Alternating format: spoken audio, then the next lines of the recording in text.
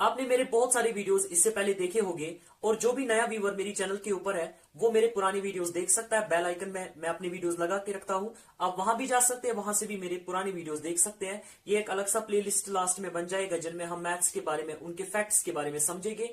ये regular lectures नहीं है मैथ्स के, कुछ फैक्ट्स मैथ्स के अलग प्लेलिस्ट में चले जाएंगे। तो आज का जो वीडियो है इसमें हम बात करने जा रहे हैं द सीक्रेट्स ऑफ पाई के बारे में।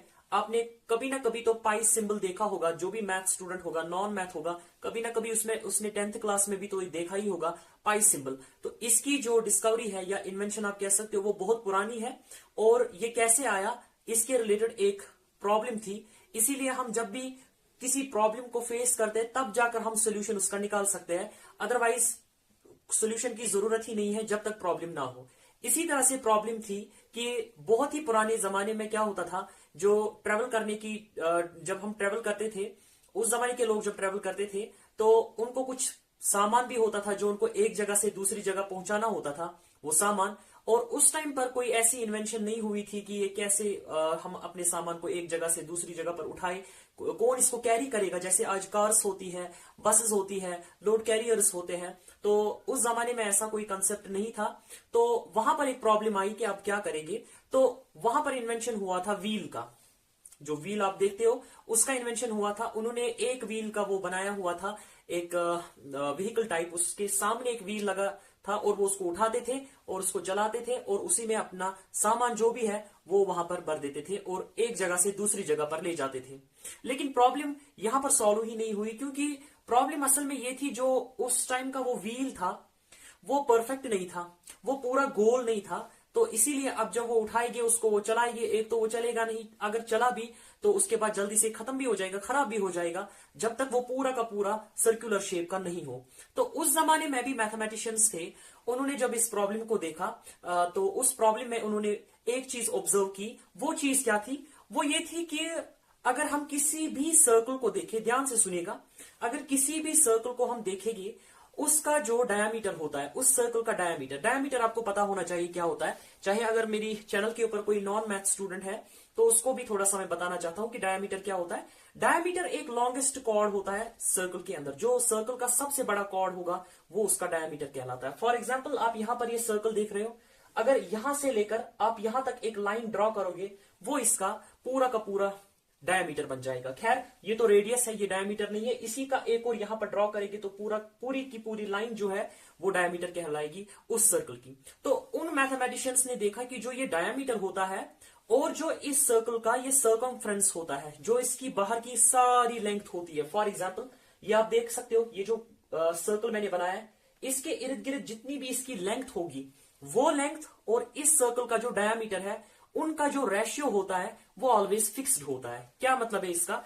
अगर आप इन दो क्वांटिटीज को आपस में डिवाइड दे दोगे, मतलब इसके सर्कमफ्रेंस को डिवाइड करोगे डायमीटर से, वहां जो भी नंबर आपको मिलेगा वो हमेशा कांस्टेंट ही रहेगा हर किसी सर्कल के लिए।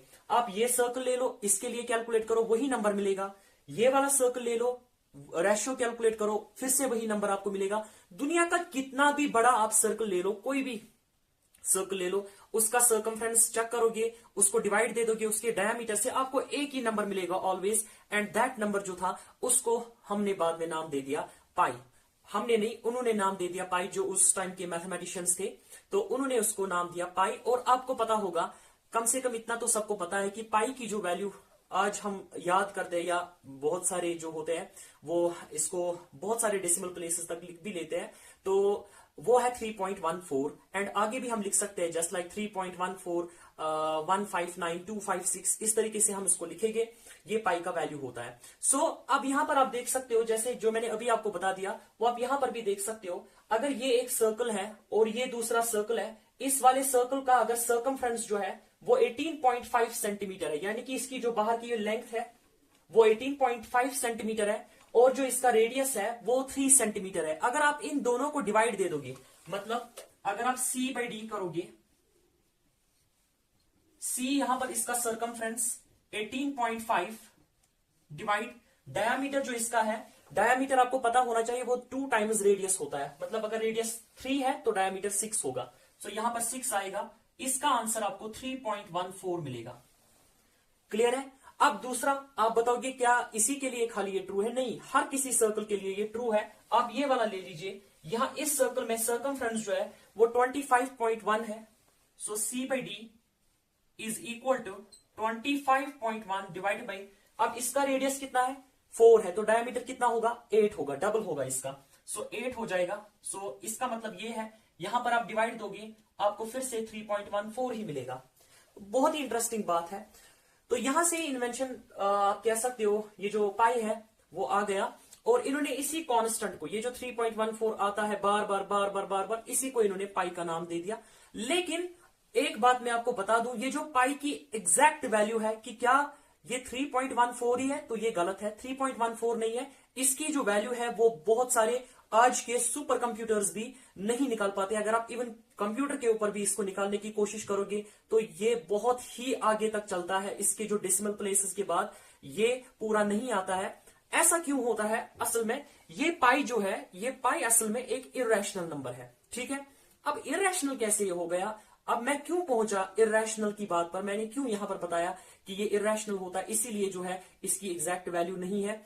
असल में अगर आप देखोगे, जो ये पाई है, आपने बताया कि इसकी वैल्यू यहां पर भी हर किसी सर्कल के लिए सेम आती है। अब आप देख लीजिए ये असल में इरेशनल क्यों है। एक तो है मैथमेटिकल थियोरेटिकल पार्ट इसका, जो हम जबानी कह सकते हैं कि इरेशनल इसलिए है ये पाई क्योंकि इसके जो डेसिमल पॉइंट के बाद डिजिट्स है वो नॉन टर्मिनेटिंग है, नॉन रिपीटिंग है, इसीलिए ये एक इरेशनल नंबर है। लेकिन यहां पर हम कैसे समझा सकते हैं इस सर्कल की मदद से कि ये इरेशनल है? तो देखिए करना क्या है, मैंने यहां पर एक जुगाड़ भी रखा है, ये जो जैसे थोड़ी बहुत ही छोटी सी रस्सी है, आप देख सकते हो ये एक सर्कल है। अगर हम इसका डायामीटर पूरा का पूरा ले लेंगे, फॉर एग्जाम्पल मैंने यहां पर खाली रेडियस लिया है, हम डायामीटर लेते हैं तो पूरा बना देते हैं इस लाइन को, कुछ चीज गड़बड़ ना हो इसलिए मैं स्केल भी रखता हूं ताकि हर कोई चीज परफेक्टली बन जाए। और फिर आप लोग एक लाइक भी नहीं करते हो मेरे वीडियो को यार, सो वीडियो को लाइक जरूर किया कीजिए, आप ही के लिए है सारी चीजें। तो आप देख सकते हो मैंने इसका पूरा का पूरा डायामीटर जो है वो बना दिया। अब क्यों आता है ये पाई जो है, ये क्यों इरेशनल है? देखिए अगर आप इस डायमीटर को देखोगे, इसकी लेंथ को मेजर करोगे, वो लगभग इतना आ रहा है। सो इतना मैं आपको दिखा दूं, इतना आ रहा है। अब आपको इस डायमीटर से इस सर्कल का जो सर्कमफ्रेंस है, बाहर की जो लाइन है, उसको कवर करना है। अब नहीं हो सकता है क्योंकि ये छोटा है, वो सारा सर्कल मत कवर होगा, तो हम आधा आधा करके देखेंगे और आधा आधा निशान इसके ऊपर छोड़ देंगे। फॉर एग्जाम्पल आप यहां से स्टार्ट करोगे और ऐसे रखोगे, सपोज इस तरीके से, फिर ऐसे रखोगे और यहां पर आपने निशान दे दिया, देख लीजिए कट हो गया। फिर दूसरी बार, एक बार मैंने किया ये काम, अब दूसरी बार फिर से वही डायमीटर, फिर से आप यहां से ले लीजिए, फिर से आप इसको कवर करोगे, मान लीजिए यहां पर आ गया, यहां पर कट मैंने दे दिया, फाइन। अब तीसरी बार, 2 बार तो हो गया, तीसरी बार भी करते हैं ऐसा ही, ये देख लीजिए यहां पर मैं आ गया और यहां पर कट करते हैं इस तरीके से। अभी तक ये 3 बार कट हो गया। अब आप देख सकते हो जब ये स्टार्ट मैंने इस पॉइंट से किया था, इस पॉइंट से मैंने किया था, और 1 2 और 3 बार कट हो गया, लेकिन अभी भी यहां पर कुछ पोर्शन बच रहा है। तो यही एक लॉजिक है मैथ्स का। मैथ्स इसीलिए एक बहुत ही ब्यूटीफुल सब्जेक्ट है, हर किसी को पढ़नी चाहिए। इसका कोई भी फोबिया आपको नहीं रखना है, कोई भी फोबिया आपको, मैथ फोबिया नहीं होना चाहिए। इंटरेस्ट के साथ पढ़िए, आपको खुद से और इंटरेस्ट आने लगेगा। तो ये देख लीजिए 3 बार आ गया। अब मैंने लेकिन स्टार्ट यहां से किया था, तो ये पोर्शन जो है इतना सा, तो ये तो बच गया, ये तो कवर नहीं हो गया।